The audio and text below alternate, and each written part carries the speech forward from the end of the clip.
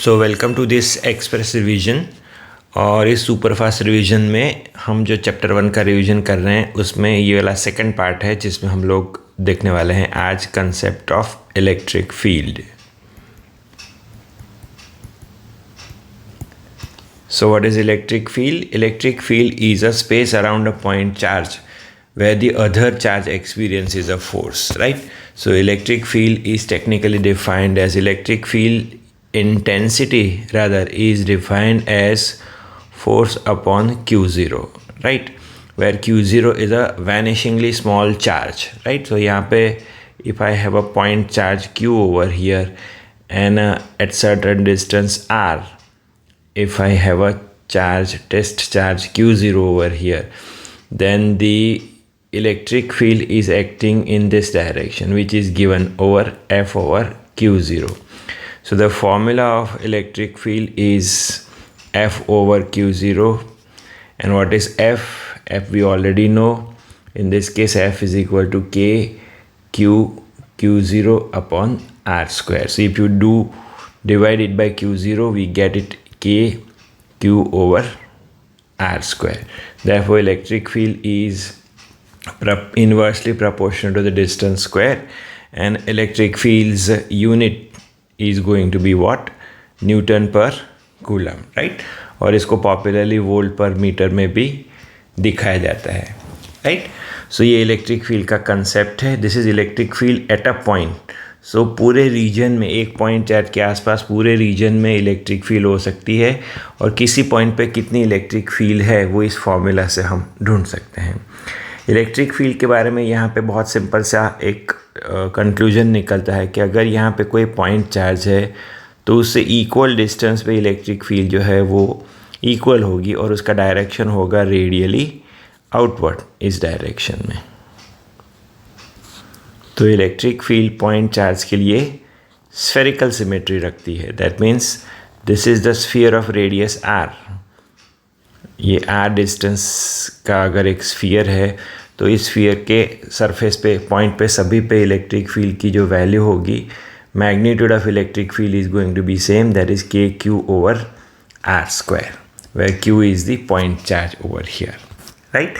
सो ये था electric field का कंसेप्ट जो हमारा क्विकली रिवाइज इस तरह से हो जाएगा. Now electric field intensity due to multiple point charges.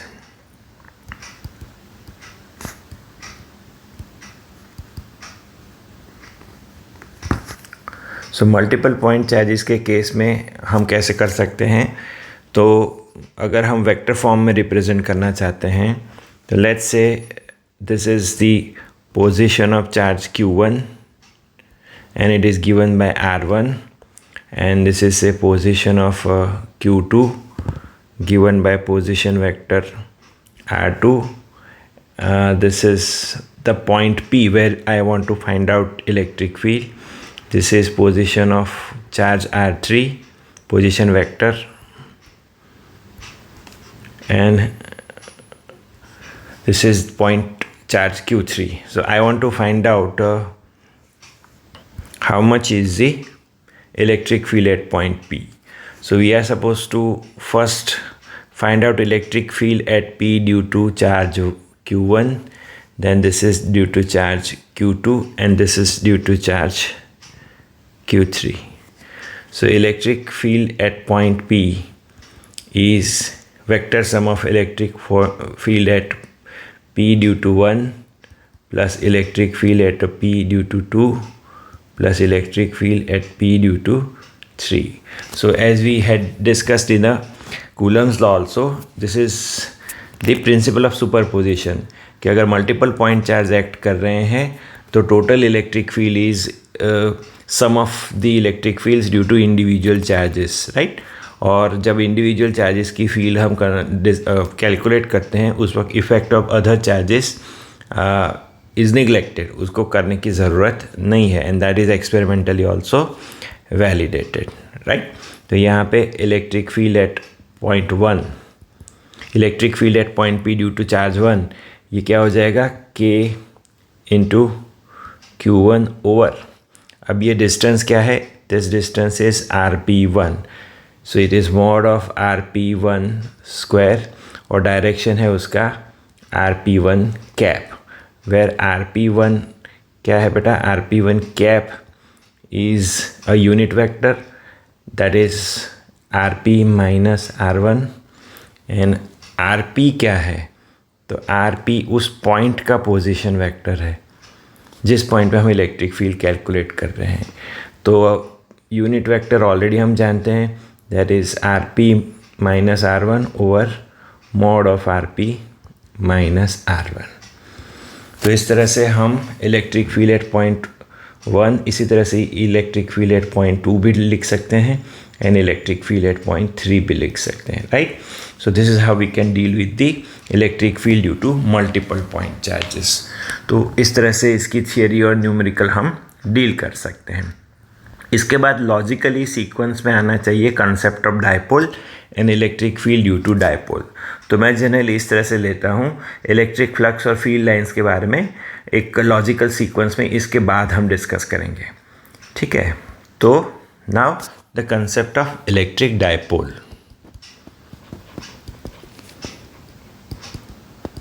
As the name suggests, dipoles means two poles. So if there are two charges of equal value but opposite polarity separated by a certain distance, say 2a, then this constitutes a dipole, and this dipole is having direction from minus q to plus q, and the dipole is measured, is dealt with by a quantity known as a dipole moment, which is equal to q into 2a, जिसमें direction तो सिर्फ 2a का है, minus Q two plus Q, q तो एक scalar quantity है और इसको हम बोलते हैं इलेक्ट्रिक डायपोल मोमेंट।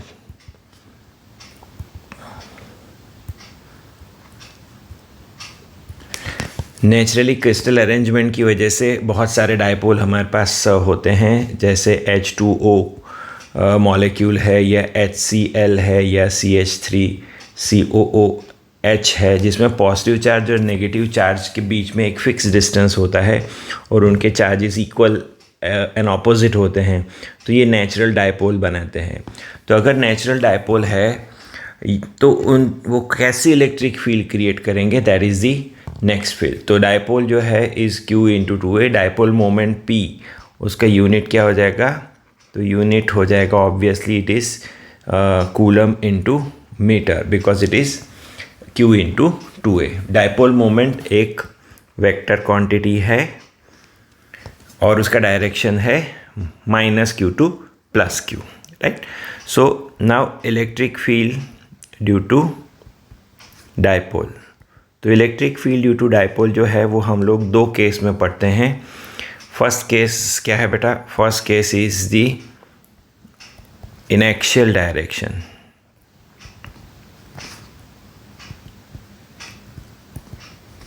सो एक्सियल डायरेक्शन क्या है, so if this is minus q and this is plus Q, तो उनको ज्वाइन करती हुई लाइन जो है उसी लाइन में eight certain point P is there.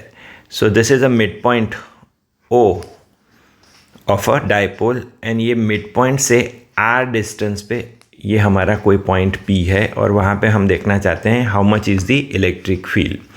तो this is 2A, that means this much is A and this much is also A, right?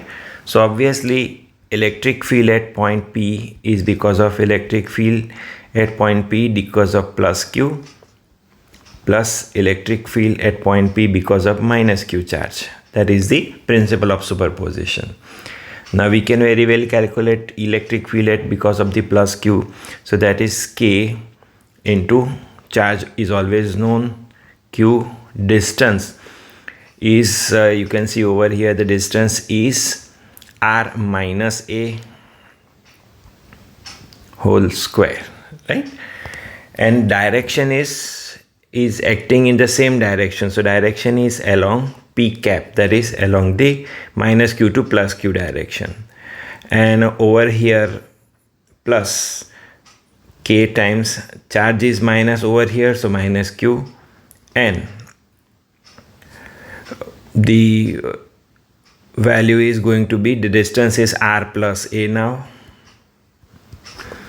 and the direction is opposite to, you can say, it is going to be attractive, so direction is opposite to dipole moment unit vector, but minus sign will take care of it, right? So minus q, so minus into p cap is going to take care of the direction, so it will be attracted toward minus q, right?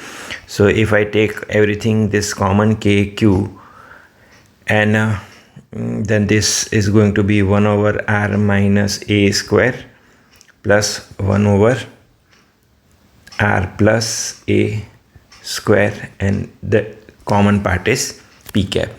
So if you simplify this, what do we get? K is equal to 1 upon 4 pi epsilon, we can substitute, and on simplification we get over here 2pr over r square minus a square whole square p cap, right? So this is the expression, actual expression. Now we are going to approximate it.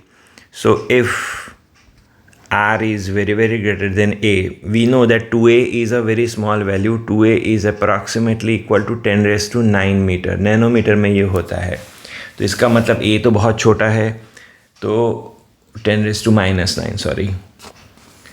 तो if a is very small compared to r, तो उसको neglect कर सकते हैं. इसका मतलब कि r square minus a square is approximately equal to r square.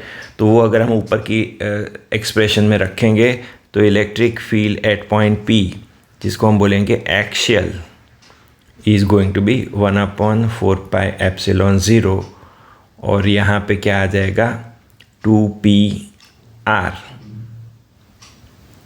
Over r raise to 4. तो r कैंसिल हो जाएगा एक, और हमें फाइनल एक्सप्रेशन मिलेगा 1 upon 4 pi epsilon 0 2p over r cube, and direction is along the dipole moment directions, right? So ये है हमारा फाइनल एक्सप्रेशन. तो ये बहुत ही पॉपुलर एक डेरिवेशन है. There is electric field due to dipole along axial direction, right? Similarly, दूसरा डेरिवेशन है electric field due to dipole along the perpendicular direction. Okay, so now let's calculate electric field intensity due to dipole along the equatorial direction, that is उसके perpendicular direction में. तो यहाँ पे आप देख सकते हो कि इसका जो मिड पॉइंट है डाइपोल का, उससे परपेंडिकुलर डायरेक्शन में r डिस्टेंस पे एक पॉइंट P हमने एज्यूम किया है, जहाँ पे this dimension is r, right? तो अब इसके ऊपर इलेक्ट्रिक फील्ड कैसे होगी? तो ऑब्वियसली इलेक्ट्रिक फील्ड जो होगी वो माइनस क्यू चार्ज उसको अट्रैक्ट करेगा, बिकॉज P पे क्या है, एक unit positive test charge. So this is going to be the E of minus q, and plus q जो है वो उसको रिपेल करेगा. सो प्लस क्यू चार्ज की वजह से इलेक्ट्रिक फील्ड होगी वो इस डायरेक्शन में होगी. This is E because of plus Q charge, right? अगर ये एंगल थीटा है तो ऑब्वियसली ये एंगल भी थीटा होगा और ये एंगल भी थीटा होगा, राइट? तो अब ये देख सकते हो कि ई प्लस क्यू और ई माइनस क्यू को जब हम ऐड करेंगे वेक्टोरियली तो हमें मिल जाएगी नेट इलेक्ट्रिक फील्ड. तो इलेक्ट्रिक फील्ड एट P, जिसको हम बोलेंगे equatorial, is electric field eight P because of plus Q plus electric field eight P because of minus Q. This is the principle of superposition. अब आप देख सकते हो कि यहाँ पे electric field because of plus Q and minus Q के हमेशा दो कंपोनेंट होंगे. तो अगर हम उसको सिंपल फॉर्म में दिखाएं, पहले तो ये देखिए आपके magnitude of electric field at plus q is equal to magnitude of electric field at minus q, and उसकी वैल्यू कितनी है, k into q over distance सबका सेम है, क्या है, r plus a whole, sorry it is r square plus a square, right? तो the distance between p n minus q या p n plus q वो क्या है, square root of r square plus a square, और उसका square हो जाएगा तो ये हो जाएगा r square plus a square, right. So this is same, दोनों का मैग्नीट्यूड सेम है, सिर्फ डायरेक्शन का इशू है। तो अगर हम अपने जो नोटेशंस हैं यूनिट वेक्टर के वो अगर यूज़ करेंगे तो क्या मिलेगा बेटा, e at p because of plus q, उसके दो कंपोनेंट कौन से हो जाएंगे, this is going to be cos and sine component हो जाएंगे। तो एक्स डायरेक्शन में it is going to minus x direction, so it is going to be, इसको अगर हम ई नाम दे देते हैं, so this is going to be e cos theta and minus i cap, क्योंकि वो नेगेटिव उस डायरेक्शन में जा रहा है, एंड ऊपर की साइड जाएगा उसका दूसरा component, so this is going to be e sine theta and ये होगा j cap. Similarly e p because of minus q is going to be same, उसका हॉरिजॉन्टल कंपोनेंट तो यही रहेगा minus i cap plus e sine theta minus j cap यहाँ पे आएगा, क्योंकि वो नीचे की डायरेक्शन में जा रहा है उसका दूसरा कंपोनेंट, राइट। और अगर इनको ऐड करेंगे हमें तो आप देख सकते हो कि ये जो साइन कंपोनेंट है ये कैंसिल हो जाएगा और हमें टोटल मिलेगा e at p that is equal to क्या है, 2e cos theta into minus i cap. अब minus i cap is the direction opposite to p, तो इस तरह से इसको ऐसे भी लिख सकते हैं 2e cos theta into minus p cap, right. तो जिस डायरेक्शन में हमारा डायपोल मोमेंट है minus Q two plus Q, ये इससे ऑपोजिट डायरेक्शन है, तो इस तरह से भी इसको लिख सकते हैं।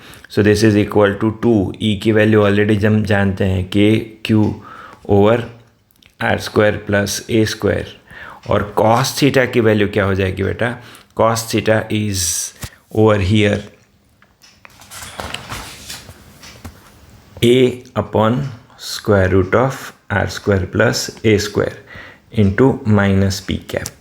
तो इसको जब हम आगे ले जाएंगे तो आप देख सकते हो 2k है, तो दिस इज़ 1/4πε0, के की वैल्यू रख देते हैं, 2 into q into a is p over यहाँ पे हो जाएगा r square plus a square raise to 3/2, और डायरेक्शन है अलोंग माइनस पी कैप। तो ये हो गई हमारी ई at P in equatorial direction, right. अब ये एग्जैक्ट एक्सप्रेशन है और इसको हम अप्रॉक्सीमेट कर सकते हैं that if r is very very greater than a, that means ये जो है हमारा आर स्क्वायर है plus a square is approximately equal to r square only, and so जो हमारी एक्सप्रेशन बनती है वो क्या होगी, E p equatorial direction is 1/4πε0 p over r cube, and direction is along opposite to the dipole moment, right। तो आप देख सकते हो कि this is the electric field due to dipole in a direction perpendicular to the dipole। So this is how we can deal with the electric field examples। Electric field के case में हमने क्या क्या देखा बेटा, what is electric field, electric field at a point due to point charge, electric field due to multiple point charges, and electric, what is dipole, how to find out electric field due to dipole in axial direction, and how to find electric field due to dipole in equatorial direction। तो electric field के case में quick revision में इतना important है, और इसके बाद आप इसके रिलेटेड न्यूमेरिकल्स कर सकते हो, राइट। इसके बाद का लॉजिकल सीक्वेंस है जिसमें हम इलेक्ट्रिक फील्ड लाइंस पहले क्या है वो देखेंगे, फिर इलेक्ट्रिक फ्लक्स देखेंगे, फिर गॉसेस लॉ क्या है वो समझेंगे, और जो हमारा जो यूनिफॉर्म डिस्ट्रीब्यूशन ऑफ चार्ज है उसके लिए कैसे गॉसेस लॉ यूज़ करके आसानी से इलेक्ट्रिक फील्ड ढूंढ सकते हैं। That is the third and last part of this particular chapter। So this is how we can have a very quick revision of this particular chapter।